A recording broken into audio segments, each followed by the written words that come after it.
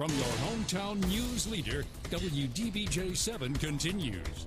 The economy has certainly taken a toll on Southwest Virginia. It has closed businesses and left people without a source of income. Tonight, though, in a WDBJ 7 special report, we're introducing you to one couple who struggled and came out on top after learning of programs in our area that could get them back on their feet. WDBJ 7's Nadine Mazer is live with what they did to win their paychecks back. Nadine, these two used programs available right here in our viewing area. Christine, they sure did. Todd Hartman did what most people do when they are laid off. He filed for unemployment, but when he walked into the VEC, he found more than just temporary fix to his problems. You'd be surprised what you can do if you have to. Todd Hartman has always believed when the going gets tough, well, the tough get going. That's why this Virginia native says getting laid off not once, but twice was the best thing that has ever happened to him. If you have no other choices and the kids are on, the family's on the line, you can do anything you set your mind to. You'll be in room 1. Make it you to come in here and have a seat on the big green table for me, okay? A tough turn in the economy got the best of the Southwest Virginia steel mill Hartman was working in as they started outsourcing work to Mexico.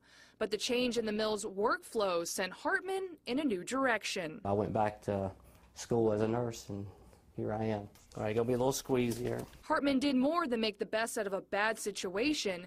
He says he found his true calling. It's amazing to look back how it all fell into place. Still don't know how it fell into place, but here we are. Hartman filed for unemployment through the Virginia Employment Commission and found out about the Trade Adjustment Assistance Program. It's a federal program established under the Trade Act of 1974 that provides aid to workers who lose their jobs as a result of increased imports. Tilt your head back for me. The goal is to help laid-off workers return to suitable employment as quickly as possible, and Hartman is living proof it works. It was tough, but something I knew I had to do for the kids to eat, so we just made it work. I studied about 3 hours a day, every day after school. Turns out Hartman's change of pace sparked a flame in someone else. My wife said, you know, I might like to go back to school, and they just said, hey, we can help you. We just decided, well, we'll jump together, and we just went into the adventure together, and so that's where I'm at now. Alicia Hartman turned to Goodwill Industries of the Valley in a program called the Workforce Investment Act, or WIA.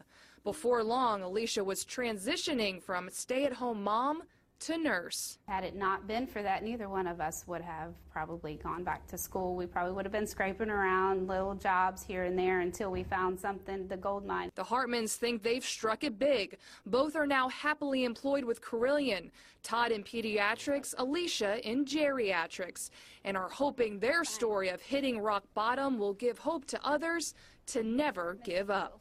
We were always wondering, you know, are we gonna get through it, you know, because I would have to rob Peter, pay Paul, you know, it was that constant struggle, changing money around to try to catch up to one to the other, but now we're not rich by any means, but we're comfortable, and, you know, I couldn't ask for anything more. It was very tough, but we looking back on it, we don't know how we did it, but we did it.